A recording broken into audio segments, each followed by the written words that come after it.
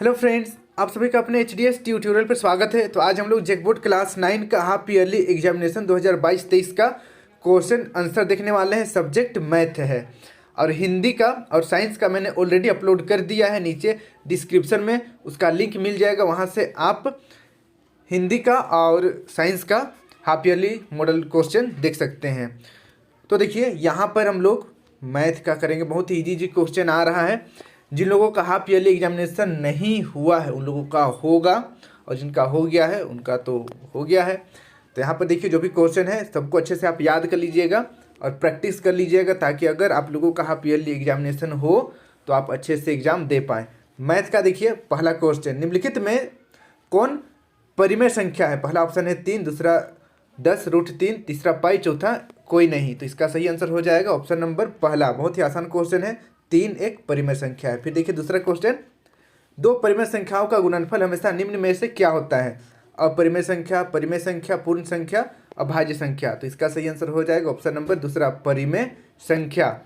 फिर देखिए नेक्स्ट, तीसरा नंबर का क्वेश्चन, जीरो किस प्रकार की संख्या है? जीरो किस प्रकार की संख्या है? पहला ऑप्शन है अपरिमेय संख्या, दूसरा अभाज्य संख्या, तीसरा विषम संख्या, चौथा परिमेय संख्या। तो इसका सही आंसर हो जाएगा ऑप्शन नंबर चौथा, जीरो परिमेय संख्या है। फिर देखिए नेक्स्ट 4 नंबर, प्रत्येक परिमेय संख्या है। प्रत्येक परिमेय संख्या क्या है? पूर्ण संख्या, प्राकृतिक संख्या, अपरिमेय संख्या, वास्तविक संख्या। तो इसका सही आंसर हो जाएगा ऑप्शन नंबर चौथा, वास्तविक संख्या। फिर देखिए नेक्स्ट 5 नंबर, 3 तथा 4 के बीच निम्न में से कौन सी परिमेय संख्या है? पहला ऑप्शन है 2 पाई, दूसरा ऑप्शन है 10/3, तीसरा ऑप्शन है 15/7, चौथा ऑप्शन है 11/4। तो इसका सही आंसर हो जाएगा ऑप्शन नंबर दूसरा।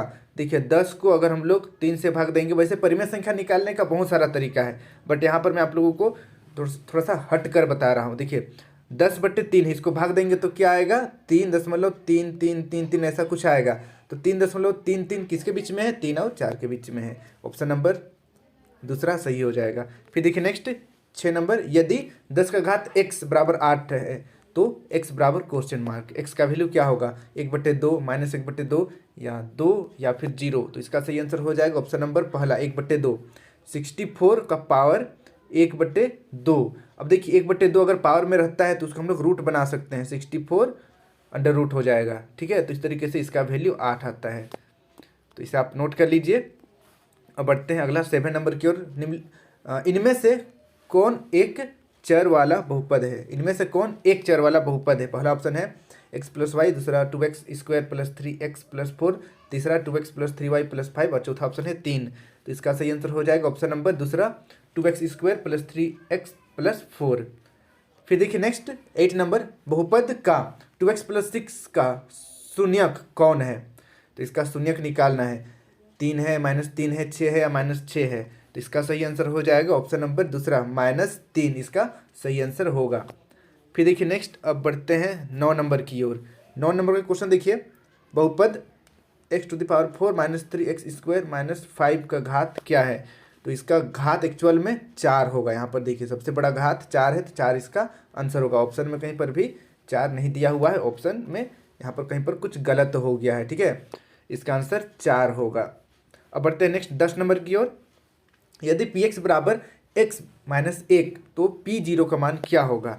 तो देखिए x के स्थान पर 0 रखेंगे हम लोग तो क्या होगा? -1 आंसर आएगा। तो इसका माइनस आंसर ऑप्शन नंबर तीसरा सही हो जाएगा। फिर देखिए next 11 number, 2x⁴ - 5x² - x + 3 में x² का गुणांक है। x² का गुणांक क्या है? पहला ऑप्शन है 2, दूसरा ऑप्शन है -5, तीसरा ऑप्शन है 5, चौथा ऑप्शन है -1। तो इसका सही आंसर हो जाएगा ऑप्शन नंबर दूसरा, -5। ठीक है, -5। देखिए x² का गुणांक यहाँ पर -5 है। फिर देखिए नेक्स्ट 12 नंबर, यदि किसी बहुपद px बराबर x⁻31 + 1 को x - 1 से विभाजित किया जाए तो शेषफल क्या होगा? पहला ऑप्शन है 31, दूसरा 0, तीसरा 32 और चौथा ऑप्शन है 2। तो इसका सही आंसर हो जाएगा ऑप्शन नंबर चौथा, 2 इसका शेषफल आएगा। अब बढ़ते हैं नेक्स्ट हम लोग 13 नंबर की ओर। निम्न में से कौन सा बहुपद द्विपद है? निम्न में से कौन सा बहुपद द्विपद है? पहला ऑप्शन है x² - 9x = 14, दूसरा ऑप्शन है 9x, तीसरा ऑप्शन है 5x² माइनस 9x, और चौथा ऑप्शन है 2x² माइनस 9x प्लस 1। तो इसका सही आंसर हो जाएगा ऑप्शन नंबर तीसरा, 5x² माइनस 9x। बहुपद ऐसा बहुपद है जो द्विपद है, एक पद ये वाला और दूसरा पद माइनस 9x। अब बढ़ते हैं नेक्स्ट अगला क्वेश्चन की ओर। 14 नंबर का क्वेश्चन है x² माइनस 9x प्लस 14 का गुणनखंड है, इसका गुणनखंड क्या होगा?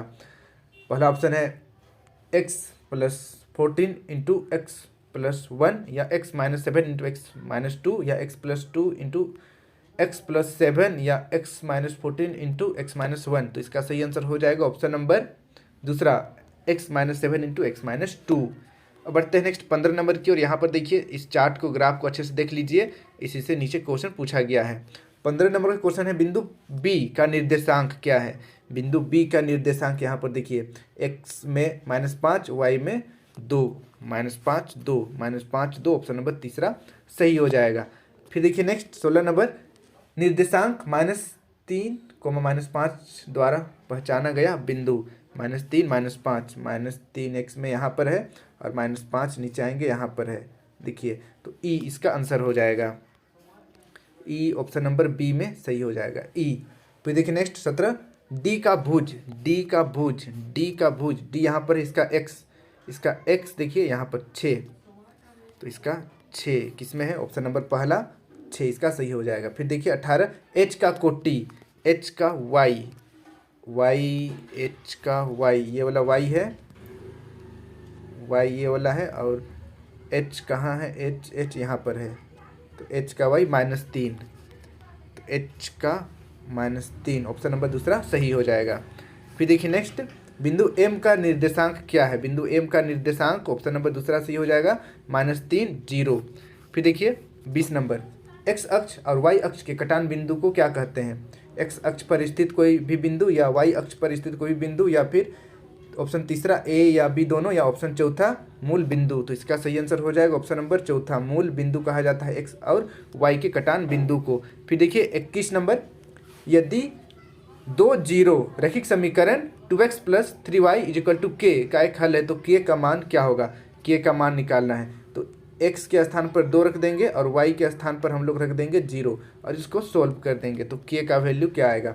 पहला ऑप्शन है 4, दूसरा 6, तीसरा 5 और चौथा ऑप्शन है 2। तो इसका सही आंसर हो जाएगा ऑप्शन नंबर पहला, k इजिकल टू 4 हो जाएगा। फिर देखिए नेक्स्ट 22 नंबर, 2 चर वाले रैखिक समीकरण का मानक रूप है, मानक रूप क्या है? ऑप्शन नंबर दूसरा सही हो जाएगा, ax plus by plus c is equal to 0, इसका सही आंसर होगा। अब बढ़ते हैं नेक्स्ट हम लोग 23 नंबर की ओर। 23 नंबर का क्वेश्चन देखिए, 2 चर वाले रैखिक समीकरण का ग्राफ प्रदर्शित करता है। पहला ऑप्शन है एक सरल रेखा, दूसरा एक वक्र रेखा, तीसरा त्रिभुज, या चौथा ऑप्शन है परवलय। तो इसका सही आंसर हो जाएगा ऑप्शन नंबर पहला, एक सरल रेखा प्रदर्शित करता है 2 चर वाला रैखिक समीकरण। फिर देखिए नेक्स्ट 24 नंबर, x बराबर 5 y बराबर 2 निम्नलिखित में से किस रैखिक समीकरण का हल है? तो पहला ऑप्शन देखिए x plus 2y is equal to 7, या दूसरा ऑप्शन है 5x plus 2y is equal to 7, तीसरा ऑप्शन है x plus y is equal to 7, चौथा ऑप्शन है 5x plus y is equal to 7। तो इसका सही आंसर हो जाएगा ऑप्शन नंबर तीसरा, x plus y is equal to 7। फिर देखिए 25 नंबर, रैखिक समीकरण 2x plus 3y is equal to 12 का हल है, इसका हल क्या होगा? पहला ऑप्शन है 2 3, या दूसरा ऑप्शन है 3 2, या तीसरा ऑप्शन है 3 4, या चौथा ऑप्शन है 5 1।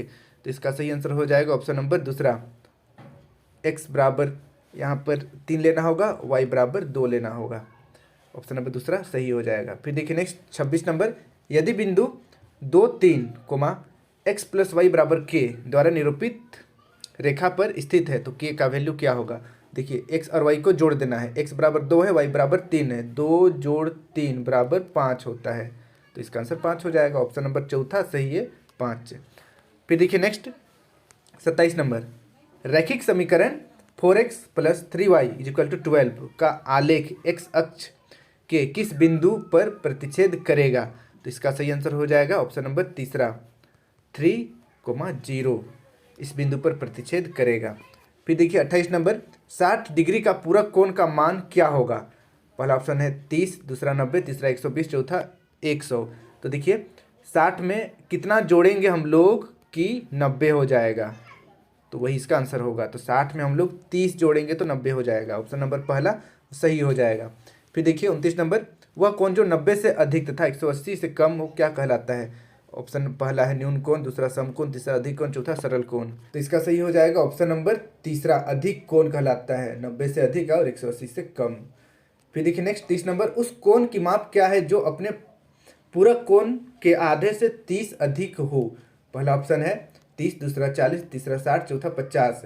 तो इसका सही आंसर हो जाएगा ऑप्शन नंबर चौथा 50। मैं यहाँ पर समीकरण दे रहा हूँ, आप लोग सोल्व कर लीजिएगा। देखिए 90 माइनस एक्स, ये हो गया कोई भी कोण का पूरक कोण, उसमें हम लोग क्या करना है इसको के आधे, तो इसका आधा कर देंगे, उसमें 30 अधिक है तो जोड़ देंगे 30 बराबर एक्स। ये वाला समीकरण है, इसको सोल्व कीजिएगा तो एक्स का वैल्यू जो आएगा वही आंसर होगा, एक्स का वैल्यू 50 आएगा।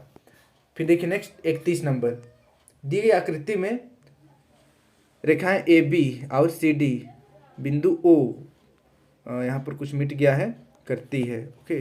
तो यहाँ पर हम लोगों को बेसिकली सी ओ ई ज्ञात करना है, सी ओ ई। अब यहाँ पर देखिए कोई भी एक सीधी रेखा रहता है तो इसमें 180 डिग्री का कोण रहता है, और यहाँ पर ए ओ सी और बी ओ ई, ए ओ सी ये वाला और ये वाला दोनों कोण को जोड़ने से 70 हो रहा है। तो 180 में हम लोग अगर 70 माइनस कर देंगे तो जो भी है ये वाला कोण का वैल्यू आ जाएगा। तो 180 में 70 माइनस करेंगे तो 110 बचेगा, ऑप्शन नंबर दूसरा सही हो जाएगा। अब बढ़ते हैं नेक्स्ट अगला क्वेश्चन की ओर। 32 नंबर में देखिए x प्लस वाई का मान निकालना है, और इसको अगर मैं थोड़ा सा जूम करूं तो x तो ये समझ में आ रहा है, y कहाँ पर है वही समझ में नहीं आ रहा है, थोड़ा PDF ठीक से नहीं बना है, तो इसलिए 32 नंबर को आप छोड़ दीजिए, या 32 नंबर आप अपने से देख लीजिएगा y कहाँ पर है। यहाँ पर अगर y रहता, ये वाला अगर मान लेते हैं y है, तो ये सीधी रेखा है, दोनों को जोड़ने से तो 180 डिग्री का कोण बनेगा, और ऑप्शन में 180 है नहीं, तो y कहीं होगा जो यहाँ पर मिट गया है। खैर उसको छोड़िए, अगला क्वेश्चन आते हैं हम लोग अब 33 नंबर। 33 नंबर का क्वेश्चन है, त्रिभुज के तीनों कोणों का योग कितना होता है। ऑप्शन पहला है 660, दूसरा 180, तीसरा 100, चौथा 150। तो ये तो बहुत ही आसान क्वेश्चन है, 5 क्लास वाला क्वेश्चन है, ऑप्शन नंबर दूसरा सही हो जाएगा। फिर देखिए 34 नंबर, किसी त्रिभुज में अधिक से अधिक कितने समकोण हो सकते हैं। तो किसी त्रिभुज में अधिक से अधिक सिर्फ एक समकोण हो सकता है, ओके, ऑप्शन नंबर तीसरा सही हो जाएगा, एक समकोण हो सकता है। फिर देखिए नेक्स्ट 35 नंबर, यदि ए बी बराबर Q R comma B C बराबर पी आर और सी ए बराबर पी क्यू है तो कौन सा ऑप्शन इसमें से सही है बताना है।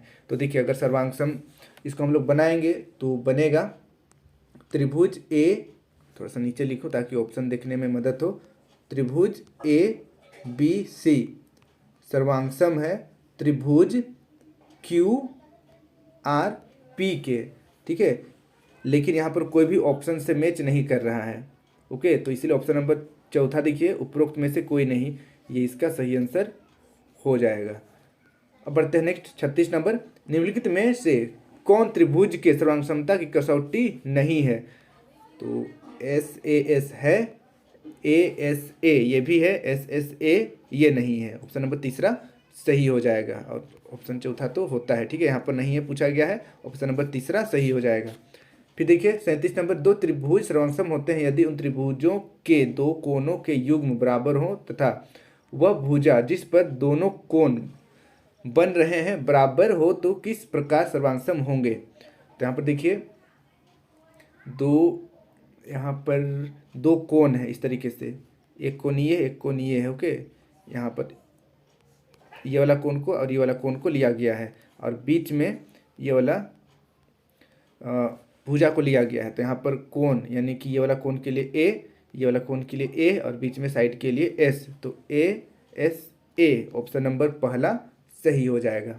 अब बढ़ते हैं नेक्स्ट 38 नंबर की ओर, समबाहु त्रिभुज का प्रत्येक कोण होता है कितना डिग्री का होता है, ये भी 5 क्लास वाला क्वेश्चन है, ऑप्शन नंबर पहला सही हो जाएगा 60 डिग्री।